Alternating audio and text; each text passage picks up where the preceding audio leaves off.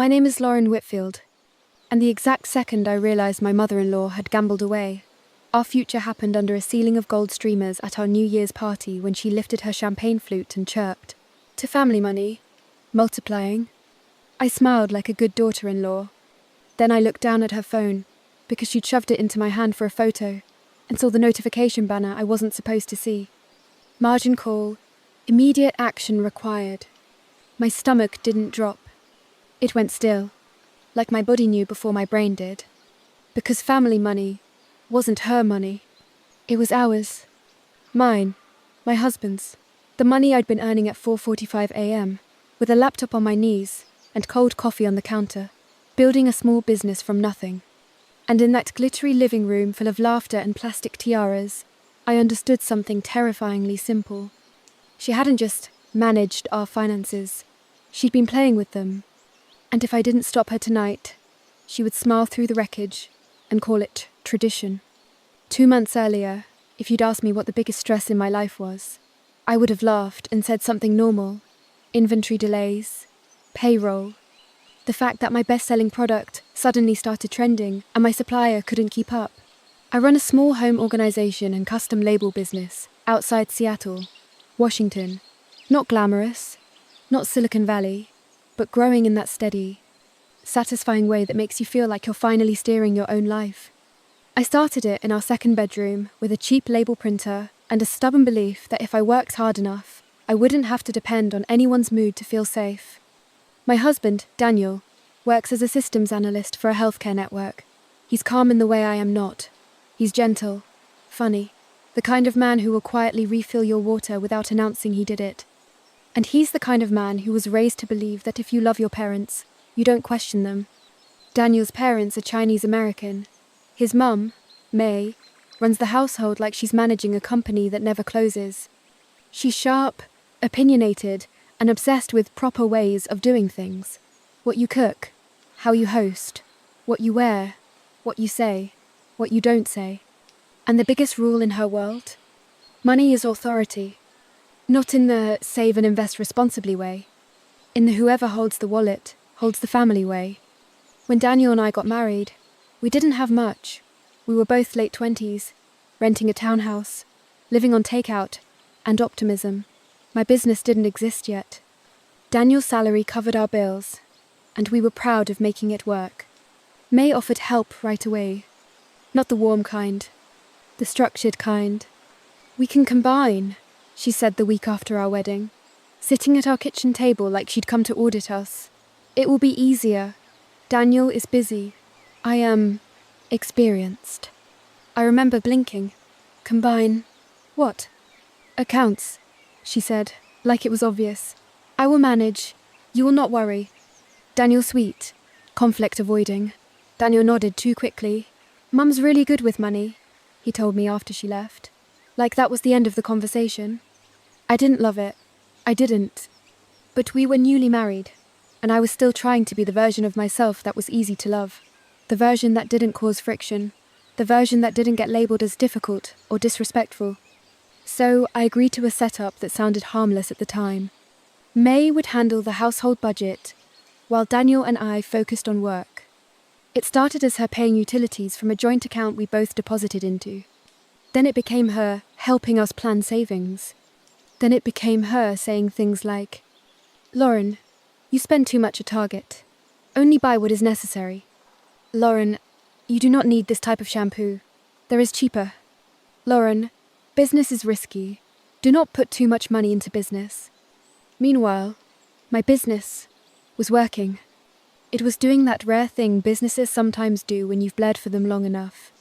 It began to grow. I went from 10 orders a week to 50, from 50 to 200. I hired a part-time assistant, then another. I got a tiny storage unit.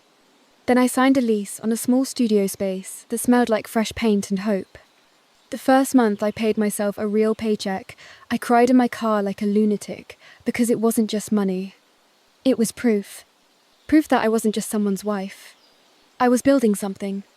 And May hated that in a quiet, polite way that still felt like a knife. Whenever I talked about my business, she would tilt her head like I was describing a hobby. Very cute, she'd say. But do not forget, real family needs stability. You should think about child soon. Child. Singular. Because in her head, we weren't a married couple building a life. We were a family line she was supervising. And the topic she supervised most aggressively? A son. The first time she said it out loud, I was holding a plate of dumplings at her house, trying not to drop soy sauce on my sweater. You are 30, she said, like she was reading a medical report. You should try for baby now. And Daniel must have son. In our family, first son is important. I actually laughed because I thought she was joking. She wasn't. Daniel's fork paused mid-air. Then he mumbled something like, "Mom." May waved him off. It is tradition. And that word tradition became her favourite weapon. Tradition meant she could critique how I cooked. Tradition meant she could refold my laundry when we visited. Tradition meant she could comment on my weight with a smile. Tradition meant she could tell Daniel, in front of me, that my business was too independent for a wife. Tradition meant she could quietly tighten her grip on our finances and call it responsible. By late November, the tension had a constant hum to it. The holidays are supposed to be cozy. Twinkle lights, cinnamon, movies, dumb matching pajamas. Instead, it felt like every festive moment came with a test. Thanksgiving at May's house was an endurance sport. The table was beautiful, the food incredible, and the atmosphere tight. May sat at the head of the table like a queen. Daniel's dad, Mr. Whitfield, stayed mostly quiet, smiling politely in that way men do when they've learned survival through silence. May asked me the same question she always asked. How much you make this month? Do you put money into family account? Are you still wasting money on packaging for business? Customers do not care. And then she slid into her favourite topic. New Year party at your house, she announced. It is good. Family must see you are doing well. I glanced at Daniel. We're hosting. Daniel gave me that apologetic look he always used when he had already agreed to something with his mother. We talked about it, he said softly. We had not. But I nodded anyway, because saying no in front of May was like lighting a match in a room full of gas. May smiled. Good. We invite my friends too. They will see Daniel has good wife. Good wife. Not happy wife. Not respected wife? Good. Like a grade. The first real crack showed up 3 days after Thanksgiving, in the least dramatic way possible. An email. I was at my studio space, surrounded by stacks of shipping boxes and label rolls, where my laptop pinged with a notification from our bank. Account alert. Unusual activity detected. I clicked it, expecting something boring. Instead, I saw a transfer that didn't make sense. A big one. A number that made my heart thud once. Hard. I refreshed. It was still there. The transfer description was vague. Something like investment funding. And the amount wasn't, oops, we moved money. It was serious money. The kind of money Daniel and I had been saving for a down payment. I stared at it until my eyes burned. Then I did what I should have done months earlier. I called Daniel. He answered on the second ring. Hey, babe, everything okay? I tried to keep my voice light. Yeah. Quick question. Did you move money from our savings? Silence. A small one. The kind that tells you he's calculating what you know. No, he said. Why? I got an alert, I replied. There's a transfer, labelled investment funding. Another pause. Then, maybe Mom moved it to the high-yield account she mentioned? I sat down on an overturned shipping crate, because my knees suddenly forgot how to knee. Daniel, I said carefully, your mom has access to our savings? She manages our accounts, he said, like he was confused why that mattered. My chest went hot. Manages doesn't mean she gets to move our down payment money without telling us. She's trying to help, he said quickly. She's probably investing it. Mom's been talking about how the market is good right now. I felt my stomach twist. Investing. With our money. Lauren, he sighed. It's not like she's doing something crazy. She's smart. Smart. Maybe. But being smart doesn't make you entitled. And something about the wording market is good right now made my skin prickle. because that sounded like a person who'd been watching videos and feeling bold, not a person who was carefully protecting a family. I want access, I said, voice sharper than I intended. To all accounts. Today? Daniel went quiet. Why are you making this a big thing? Because it is a big thing. I wanted to scream. Instead, I said, because I want to know where my money is. Our money, he corrected, gently. I almost laughed. Right, our money. So why does your mother have the final say? He didn't answer. And that was the answer. That night, I didn't sleep. I lay in bed staring at the ceiling, while Daniel breathed softly beside me like we were fine. In the dark, I replayed every moment I'd dismissed. May insisting on helping with finances. May casually asking my monthly revenue like she was collecting rent. May deciding what we hosted, what we spent, what we planned. And my own role in it, how often I'd swallowed my discomfort to avoid being labelled the dramatic American wife. I got out of bed at 2:13 and opened my laptop at the kitchen island.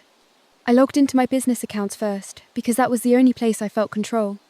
Then I opened the joint bank portal, or tried to. The password didn't work. I tried again. No. My pulse started climbing. I clicked, forgot password. The reset email didn't go to my address. It went to May's. I stared at the screen, like it had spit in my face. Because that meant something I hadn't fully admitted before. I wasn't just excluded from decisions. I was locked out. At 2:19 a.m., I did something I never do. I woke Daniel up. I shook his shoulder gently at first. Then harder. Daniel, I whispered. Wake up. He groaned. What, Lauren? What's wrong? I held up the laptop. The bank account password resets to your mum's email. He blinked at the screen like he couldn't understand the words. Then he sat up, rubbing his face. She probably set it up when we merged everything. It's not a big deal.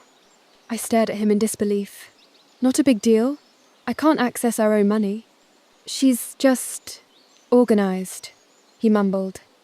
No, I said, my voice shaking now. She's in control, and you're letting her. He exhaled, frustrated. Lauren, can we not do this at 2 a.m? I felt something in me shift. Not anger. Not yet. A colder clarity. Fine, I said softly. We won't do it at 2 a.m. I closed the laptop. Then I looked him dead in the eye and said, We'll do it in public if we have to. Daniel's expression changed at that. Fear flashed, because in his family, public conflict is the worst thing you can do. And in that moment, I realized May's greatest weakness was also my greatest opportunity. She could control money in private, but she couldn't survive shame in front of witnesses. The next morning, I was polite. I played the long game. I texted May like a normal daughter-in-law. Hi May, hope you're doing well. I got an alert about an investment transfer from our savings. Can you explain what it was for? I'm organizing our end-of-year budget. She responded within 2 minutes. Do not worry. I handle market opportunity, family benefit. That was it. No amount. No explanation. Just a command. Don't worry. My hands were shaking as I typed back. I'd still like details.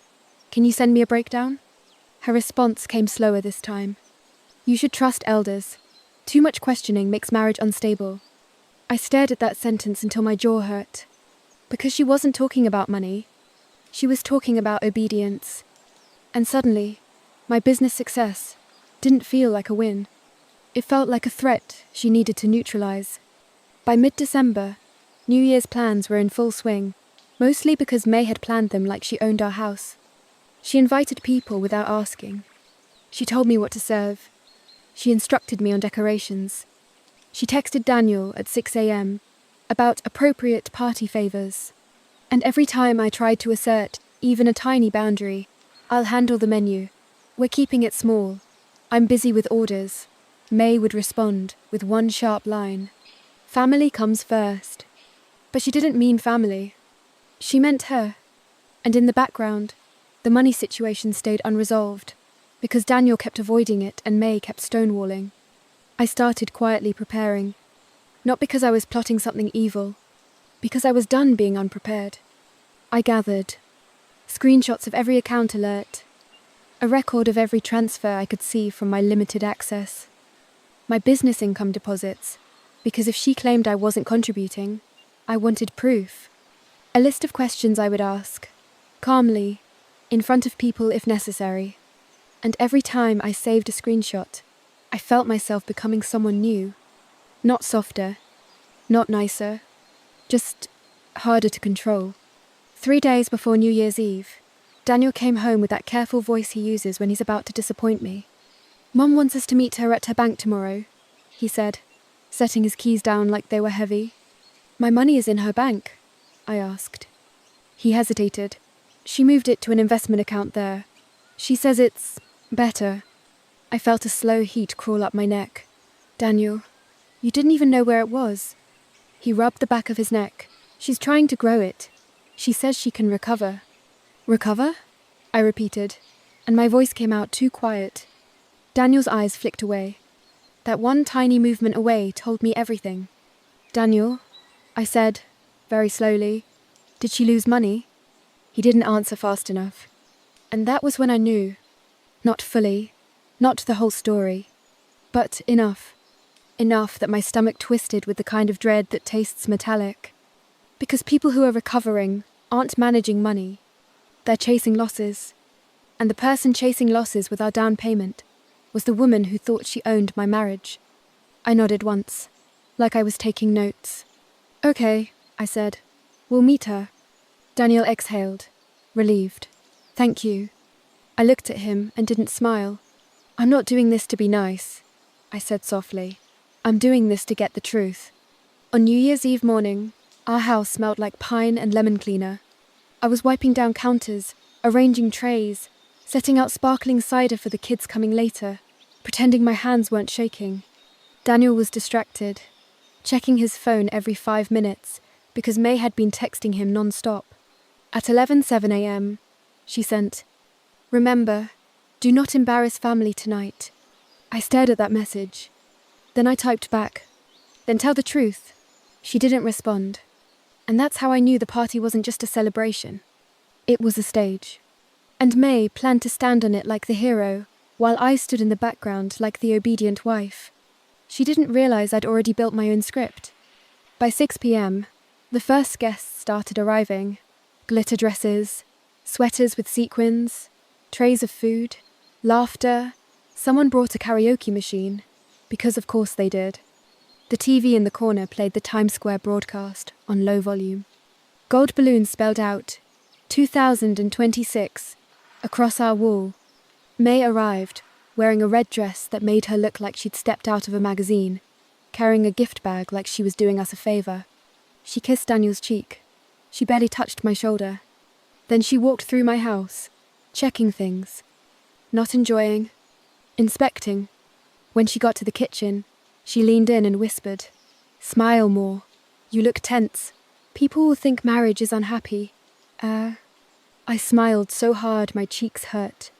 "Yes, May," I said sweetly. And inside my chest, something whispered back, "Not for long." At 8:42 p.m., May tapped a spoon against her glass. Everyone turned. The room was warm and loud and bright. My neighbours, Daniel's cousins, May's friends from her community group, people I barely knew, people who loved gossip disguised as concern. May lifted her flute and said, in perfect hostess English, "To a new year of prosperity, to family money, multiplying." Applause. Cheers. I took a sip of my drink and tasted nothing. Because that's when she shoved her phone into my hand. "Lauren, take picture," she said. Her screen lit up. And there it was. The banner. Margin call. Immediate action required. My vision narrowed. My fingers went cold around the phone. I heard myself say, softly, without planning it, "May, what is this?" Her smile froze for half a second. Just half. Then she laughed, light and dismissive. "Nothing. Finance thing. You don't understand." Around us, people kept smiling, still clapping, still celebrating. And I realized I had reached the edge of the version of myself who kept things private. Because private was how she won. I handed her phone back. I set my glass down, and I said calmly, clearly, loud enough for the closest cluster of guests to hear, "Actually, I understand enough, and tonight, I'm going to find out where my money went." May's eyes flashed like a warning. Daniel's face drained of colour, and a few people near us went quiet, heads tilting, sensing something juicy under the glitter. May leaned closer, voice low, sharp. "Not here." I met her gaze and smiled like the perfect daughter-in-law. "Then you should have never brought it here," I said. Behind her, someone's laugh faltered. A chair scraped, and in the corner, the TV counted down to midnight, like it had no idea a different countdown had already started. Because the next few hours weren't going to be about a new year. They were going to be about control, and who was finally losing it. The room didn't explode right away. That's the thing people never tell you about moments like this, the ones where everything actually changes. They don't come with screaming or dramatic music. They come with a pause, a subtle shift in air, the sound of laughter thinning out as people instinctively lean closer. May's smile stayed frozen on her face, but her eyes sharpened like glass. "Lauren," she said quietly, in Vietnamese accented English, she used only when she was angry. "You are emotional. Not tonight." I didn't raise my voice. I didn't move closer. I didn't do anything that could be labelled hysterical or disrespectful. I just said, "Then explain it." Around us, a small circle had already formed Daniel's cousin Amy, one of May's friends from her community group, my neighbour Jill pretending to check her phone while absolutely listening. Daniel stepped between us like a human shield. Hey, let's just take this to the other room." May grabbed his arm. "No," she said sharply. "Family matters, stay inside family." I looked at Daniel, really looked at him, and felt something settle in my chest. "That's funny," I said, "because my money seems to have left the family without my consent." That did it. A ripple went through the group, small gasps, raised eyebrows, that unmistakable O sound people make when they realise a party just turned into a show. May laughed again, but this time it was brittle. "You misunderstand. Investment always has ups and downs." "Ups and downs with our down payment?" I asked. "Or just downs?" Daniel whispered, "Lauren, please." I turned to him, calm as ice. "Daniel, when did your mother first invest our savings?" He hesitated.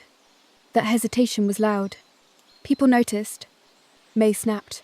"Daniel does not need to answer this." I smiled politely. "Actually, he does, because his name is on the account. Mine is supposed to be too." Someone behind me murmured, "Wait, what?" I took a breath. This was it. No retreat now. "I couldn't access our bank account last week," I said, projecting just enough for the nearby group to hear. "The password reset goes to May's email." Silence. Real silence this time. Daniel's aunt blinked. "What do you mean? Her email?" May's voice dropped. "Lauren, you are crossing line." "No," I said. "You crossed it when you locked me out." Daniel looked at his mother, confusion and panic warring on his face. "Mum, why is the reset going to your email?" She turned on him, furious. "Because you are busy. Because I help. Because you asked me to." "I asked you to help," he said weakly, "not to control." That word control hung in the air like smoke. May's jaw tightened. "You are letting your wife poison you." I laughed once, sharp. "No, May. You're angry because I finally asked questions." One of her friends cleared her throat awkwardly. "Maybe we should give them space." May shot her a look. "No, there is nothing to hide." I nodded. "Great. Then let's talk numbers." I reached into my pocket and pulled out my phone, not her phone, mine, and opened the folder I'd prepared. Screenshots, dates, transfers. "I got an alert for a transfer labelled investment funding 2 weeks ago," I said. "That amount came from our savings, our house fund." May waved her hand dismissively. "Short-term movement. Market will recover." "Recover from what?" I asked. "A margin call?" That word landed like a slap. Someone actually gasped. Daniel turned to his mother. "Mum, What does she mean by margin call? May's eyes flicked, just for a second, to the phone in her hand. And that was when I knew I'd been right. You told me you were investing responsibly, I said. Margin calls happen when someone borrows against an investment and it drops. May's voice went sharp. You do not understand investing. I understand enough to know you don't gamble with money that isn't yours, I replied. Daniel's face had gone pale. Mum, did you borrow against our savings? She didn't answer immediately. That silence was everything. Finally, she said, it was temporary. Very common strategy. For your money, I snapped. Then I checked myself, lowered my tone. Not for mine. The room was fully quiet now. Even the karaoke machine had gone silent. Someone turned the TV volume down. May straightened her shoulders. You are being disrespectful, in front of guests. I smiled. You're right. This is embarrassing. Her chin lifted, triumphant. For you, I finished. Daniel looked like he might throw up. How much? He asked. May opened her mouth, closed it, then said, Enough to grow. That's not a number, I said. He pressed.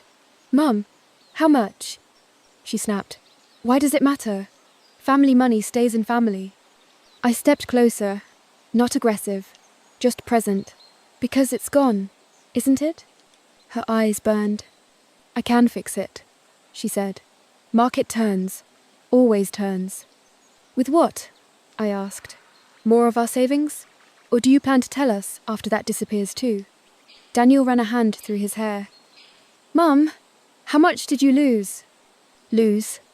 There it was. May inhaled sharply. It is not lost.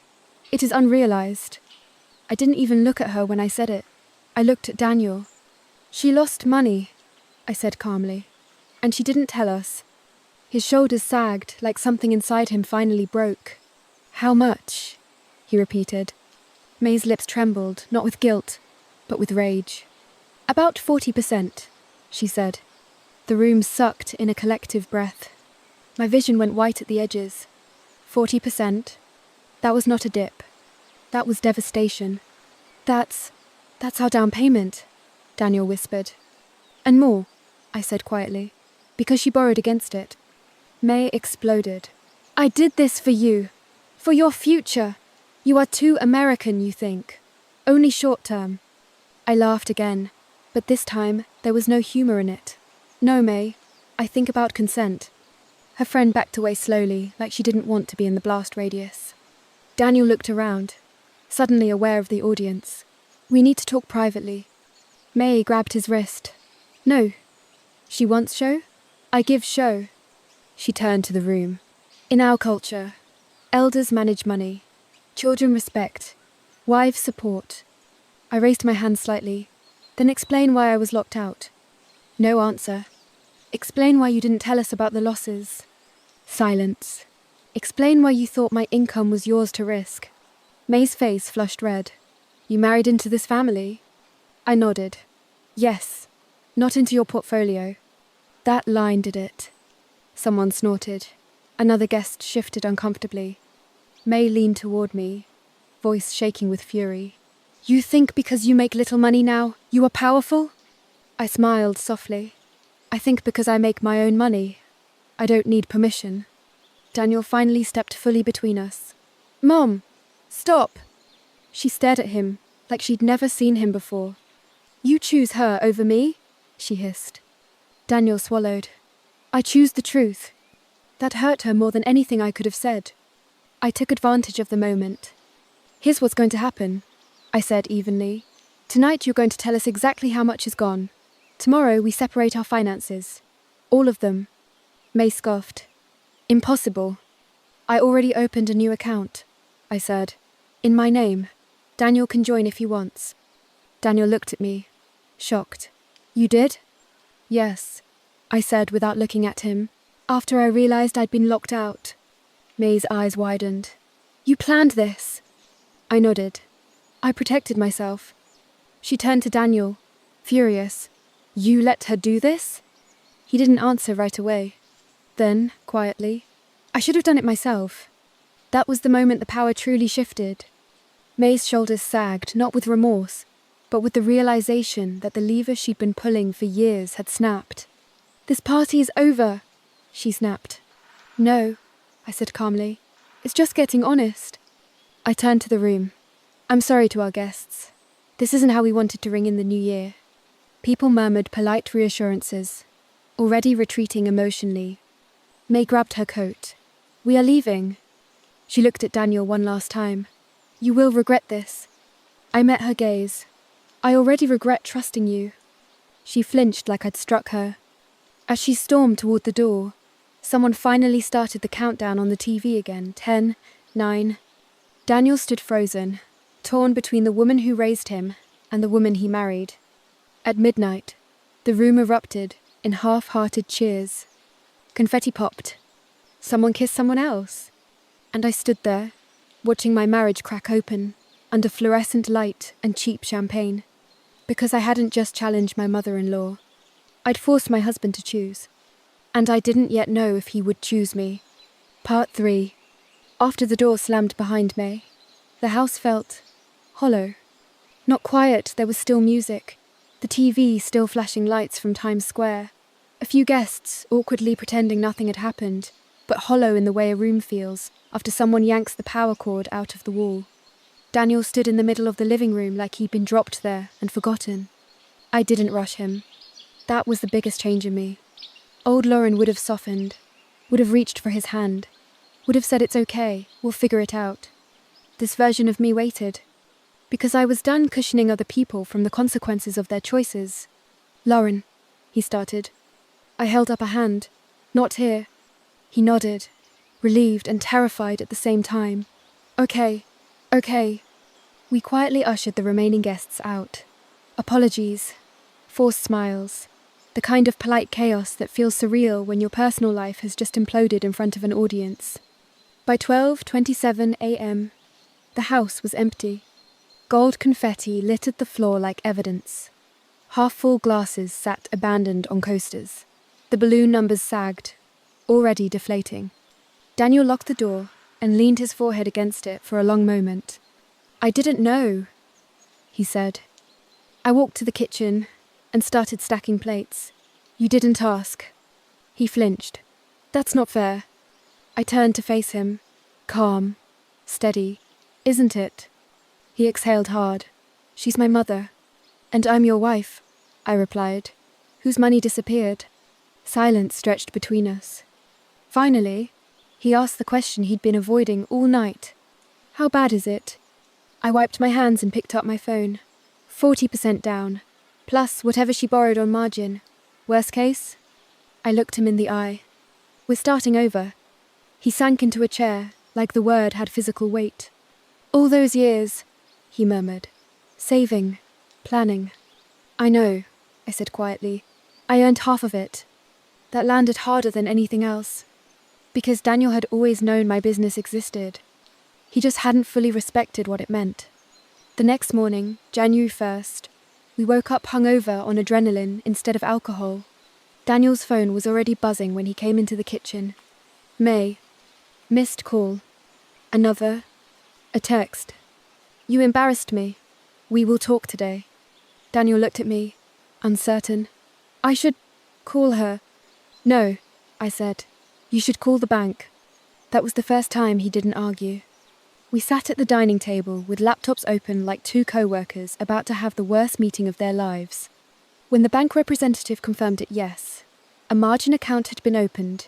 Yes. Funds had been used as collateral. Yes. Losses were realized. I watched something in Daniel's face finally break. Not anger. Shame? "She told me she was conservative," he said quietly. "I didn't say I told you so. I said, she told you what kept control." By noon, the full picture was clear. May hadn't just dipped into our savings. She treated it like leverage. To feel smart. To feel powerful. To feel necessary. And when the market turned, she hadn't stopped. She doubled down. With our future, Daniel closed his laptop and stared at the wall. "She'll say she did it for us." "She did it instead of us," I replied. "That's the difference." At 3:14 p.m., May showed up unannounced. No apology. No hesitation. She walked into our house like she still owned it. Daniel stood up immediately. "Mum." She cut him off. "You let your wife humiliate me." I crossed my arms. "You gambled with my money." She ignored me completely and addressed Daniel. "You know markets recover. This is temporary." Daniel's voice shook. "You borrowed against our savings." She waved her hand. "Everyone does this." "No," I said. "Everyone does not do this without permission." She finally turned to me, eyes blazing. "You have turned my son against me." I laughed, short and sharp. "No, I stopped letting you use him as a shield." May stepped closer. "You think because you earn money, you are equal." Daniel's head snapped up. "She is equal." That was the first time he'd ever said it like that. Not gently, not apologetically, firm. May stared at him like she was seeing a stranger. "I raised you," she whispered. "I know," Daniel said. "And I love you, but you crossed a line." Her voice hardened. "If you separate finances, you separate family." I took a breath. "If that's your definition of family, then yes." She scoffed. "You will regret this when you need help." I met her gaze. "I've been helping myself for years." That was the moment she realized something she couldn't undo. I didn't need her approval. And worse for her, I didn't fear her disapproval either. She turned to Daniel one last time. "Choose." He closed his eyes, then opened them. "We're separating accounts," he said. "All of them. Today." Her face went pale. "You cannot do this," she whispered. "We already did," I said. "And we're requesting full statements. Everything." May's composure cracked. "You don't trust me." Daniel's voice was quiet, but devastating. "You gave us a reason not to." She left without another word. This time, the door didn't slam. It closed softly, like something final. That night, Daniel and I sat on the couch, the house finally still. "I failed you," he said. "I considered that." "You failed to protect us," I said carefully, "but you didn't fail to correct it." He looked at me, eyes red. Are we okay?" I didn't answer right away, because this wasn't just about money. It was about power, about boundaries, about whether I could stay married to a man who only found his spine after the damage was done. "I need to see change," I said. "Not promises." He nodded. "I'll do whatever it takes." I leaned back, exhausted to my bones. "Then it starts with this." I opened my laptop and slid it toward him. A spreadsheet. Every dollar I'd put into the joint accounts. Every deposit from my business. Every transfer May had touched. "I'm reclaiming my contribution," I said. "All of it." He swallowed. "From my parents?" "Yes," I said. "From the person who took it." Daniel nodded slowly. "Okay." That word "okay" felt different now. He wasn't appeasing. He was agreeing. 2 days later, May called again. This time, I answered. "Lauren," she said coldly, "you want war?" I smiled to myself. "No, I want my money." She laughed bitterly. "You will not get it." "Actually," I said calmly, "you already sent part of it back." Silence.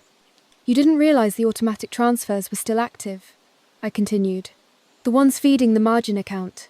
I reversed them." Her breath hitched. "And I've documented everything," I added. "Dates, amounts, account numbers." Her voice dropped. "You wouldn't." I already did.